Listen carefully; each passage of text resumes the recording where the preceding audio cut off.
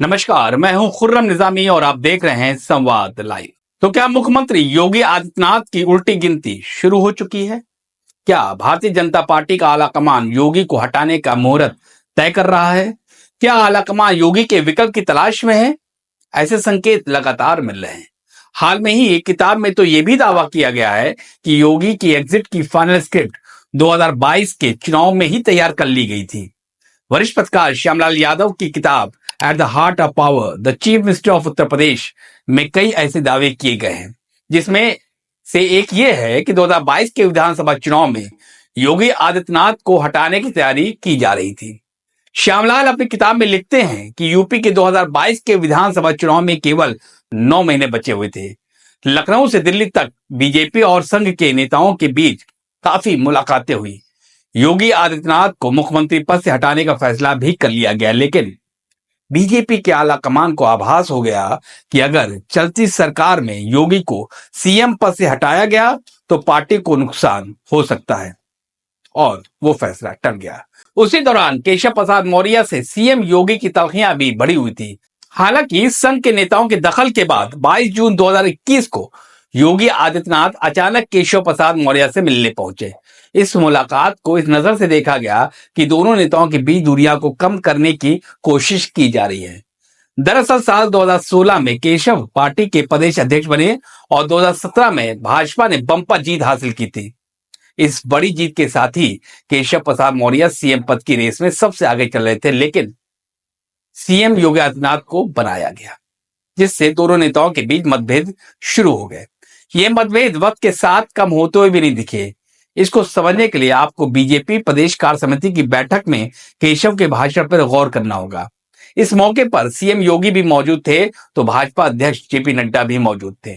सुनिए क्या कहा केशव मौर्य ने। यहाँ जो काम करता है उनसे इतना है कहूंगा, हमारे को यहाँ सरकारी व्यवस्था के साथ का विकास हुआ। मैं समय कहता था और आज इस प्रदेश कार्य समिति ने मैं संगठन के वरिष्ठता और देश के और प्रदेश के नेतृत्व के सामने कह रहा हूं, संगठन सरकार से बड़ा है।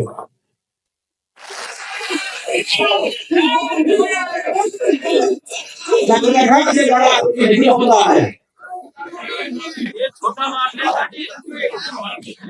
संगठन सरकार से बड़ा है, बड़ा रहेगा। तो वहीं लोकसभा चुनाव में यूपी की करारी शिकस्त के बाद योगी को हटाने की चर्चा ने एक बार फिर रफ्तार पकड़ ली। चुनाव के बीच केजरीवाल जेल से जमानत पर आए तो उन्होंने भी ये बात कही, लेकिन क्या योगी को एक चुटकी में हटाया जा सकता है? इसके लिए कुछ नामों का जिक्र करना बेहद जरूरी है। मध्य प्रदेश के शिवराज सिंह चौहान, जिन्होंने एमपी में प्रचंड जीत मोदी को दी, लेकिन उनको सीएम नहीं बनाया गया।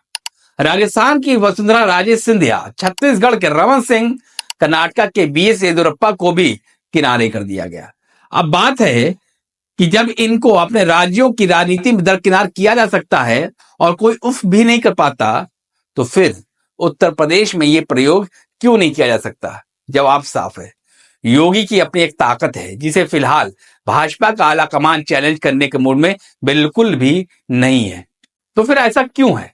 वो इसलिए क्योंकि भाजपा को मालूम है कि यूपी में उपचुनाव है और 2027 में विधानसभा चुनाव भी है। यहां ऐसा प्रयोग बूमरैंग भी कर सकता है। अब बात योगी आदित्यनाथ की। क्या सीएम योगी पर यूपी में लोकसभा चुनाव में मिली शिकस्त का ठीकरा फोड़ा जा सकता है? कई लोगों का कहना है कि 2024 का चुनाव मोदी के नाम, उनके काम और उनके ही चेहरे पर लड़ा गया था। प्रत्याशियों के चयन में भी योगी को ना के बराबर सुना गया। कमान अमित शाह के हाथों में ही रही और शाह तो मोदी के चाणक हैं, उनके खासम खास हैं। तो फिर बिल्ली के गले में घंटी बांधे कौन? योगी को भी मालूम है कि राजनीति की हवा फिलहाल उनके खिलाफ है, लेकिन उनके तेवर कतई भी ढीले नहीं है। यूपी में 10 सीटों पर होने वाले चुनाव उनके लिए एक बड़ा मौका है। प्रदेश कार्य समिति की बैठक में योगी के तेवर साफ दिखे। सुनिए क्या कहा योगी आदित्यनाथ ने। कोई कारण नहीं, 10 की 10 उपचुनाव फिर से भारतीय जनता पार्टी अपने पक्ष में करने में सफल हो, लेकिन इसके लिए आज से जुड़ना पड़ेगा, लगना पड़ेगा। एक एक कार्यकर्ता को अपना अभियान मान करके फिर इस अभियान के साथ जुटना पड़ेगा। और उसी के लिए आपका आह्वान करने के लिए आज फिर हम लोग आए। बहनों और भाइयों, हम 2010 के 10 उपचुनावों के लिए तो हमें अभी से तैयारी करनी ही है,